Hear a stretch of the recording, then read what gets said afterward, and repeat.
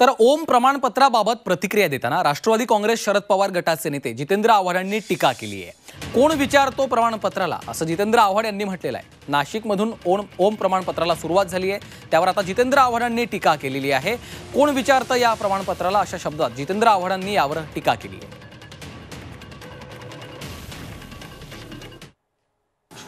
हे काय नवीन नवीन फॅड असतं, त्यांना वाटतं त्यांचं सर्टिफिकेट दिलं म्हणजे त्यांना सगळं, कोण विचारतं त्या सर्टिफिकेटला? ते विकले, ते बिचारे गरीब घरातनं आलेले असतात आणि कुठलाही माणूस जेव्हा फुलं विकायला म्हणजे फुलं घ्यायला जातो, हार घ्यायला जातो, पूजेचे साहित्य घ्यायला जातो, तेव्हा कधी जाती धर्माचा विचार करतो? आपण विचारतो का रे, अरे तू कुठल्या धर्माचा आहे रे, जरा फुलं दे, पेढे दे, जरा तुझं कुंकू दे, सगळे घेतलं, तू कुठल्या धर्माचा आहे? अच्छा तू मागासवर्गीयस, हे घे परत. असं कधी झालंय का कुठल्या देवळात? कशाला चर्चा करायची सावरकर पिवरकर?